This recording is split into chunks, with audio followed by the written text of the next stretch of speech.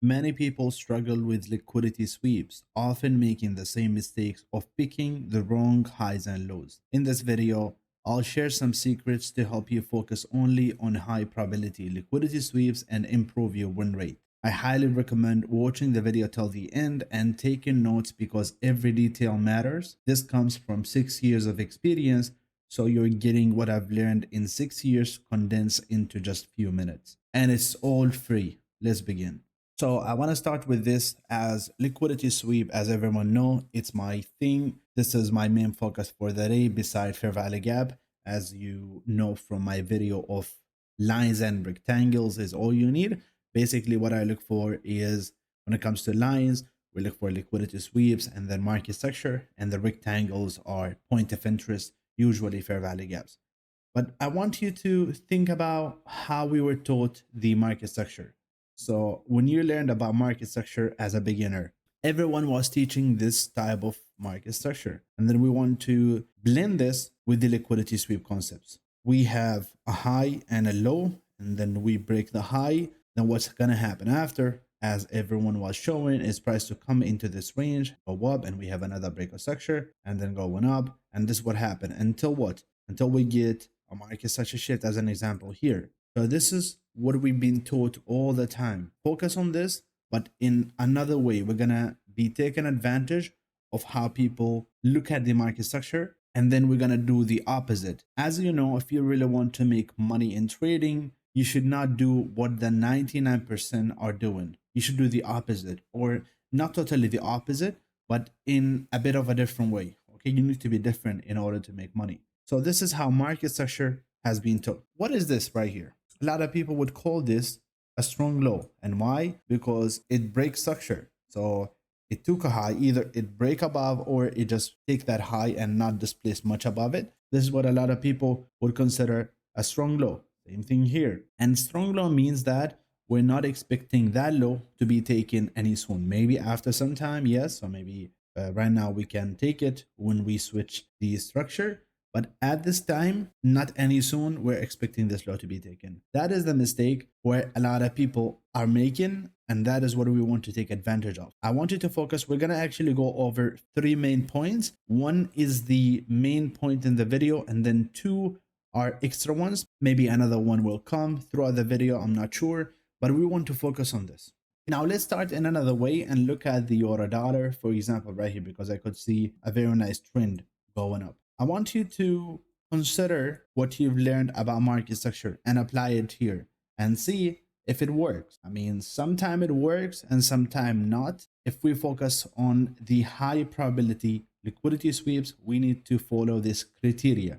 So you want to do your own thing. So if you have specific strategy, picking the highs and lows, if you follow my other videos, if you watch them and take some secrets from here and there, follow everything.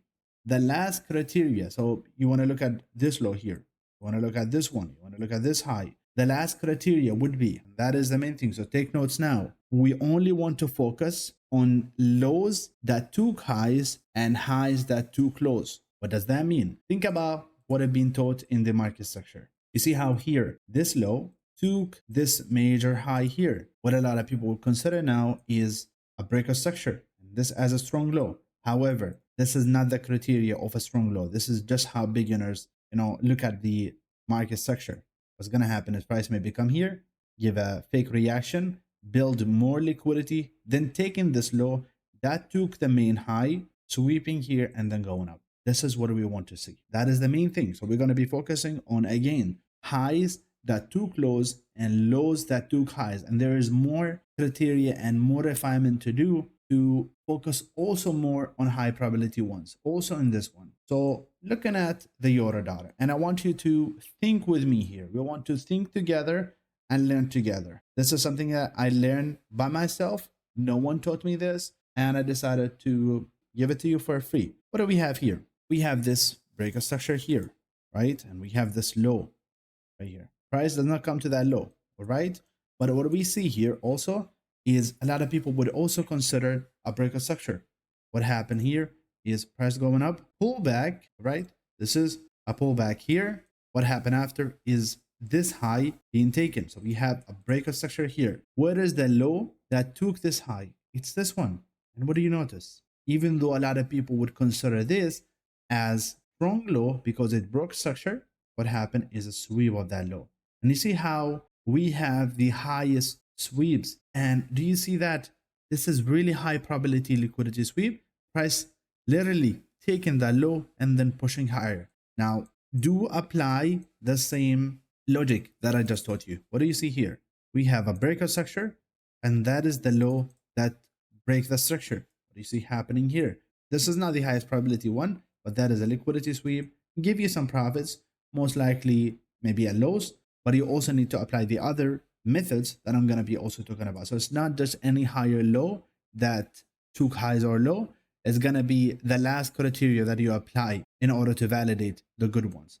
What do you see here? So we broke structure, we go up, pull back, and then we break structure again. Now I want you to consider what everyone is thinking about here. What everyone is thinking about is that this is a strong low, not supposed to be taken, and we're thinking about respecting this fair value gap. However, this is an inducement because this is a low that took a high, and there's some lows that took highs that are not valid for liquidity sweeps, and we're going to be talking about that.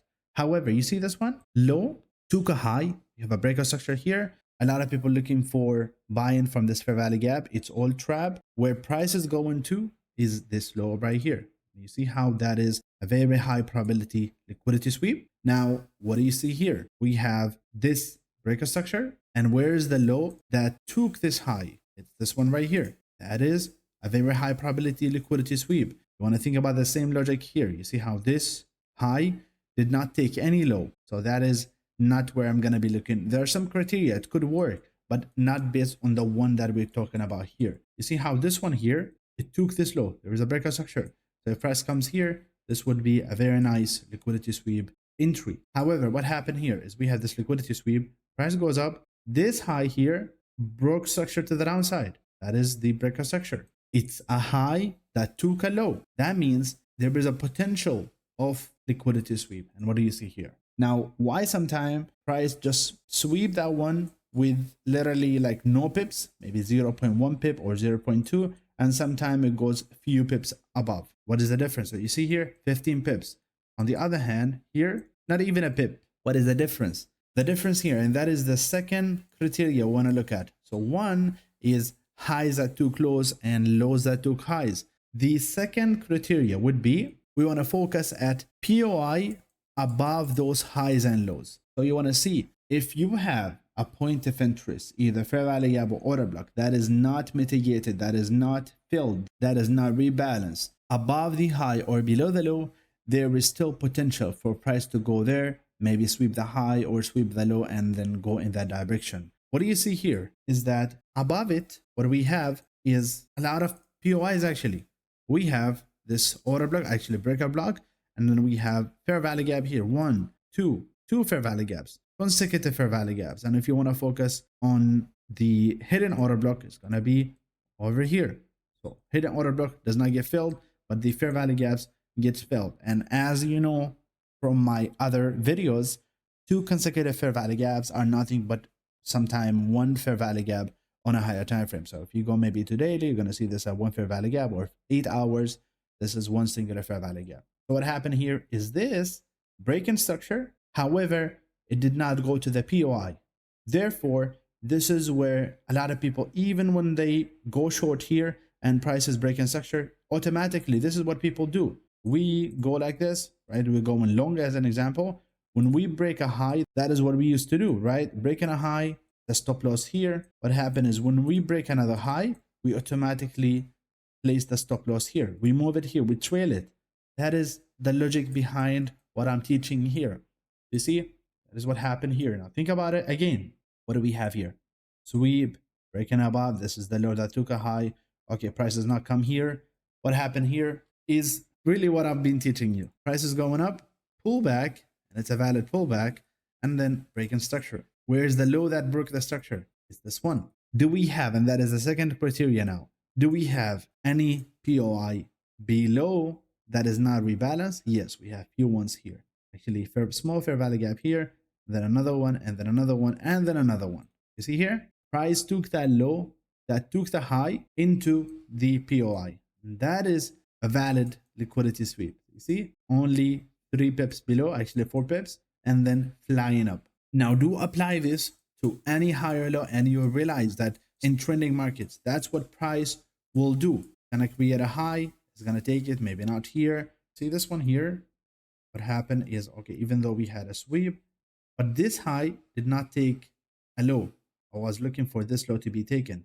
So it was not valid. However, this one is valid one. What we see here is this high. You see how we're going lower and then higher, pull back. That is a high, took this low. All right.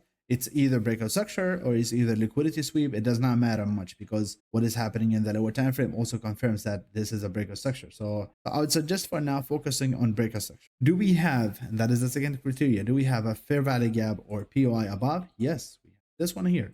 Look at what happened. Sweep, but the sweep was not immediately like by a few pips. No, it took some time going up. Why? Because we have a POI here that price need to reach.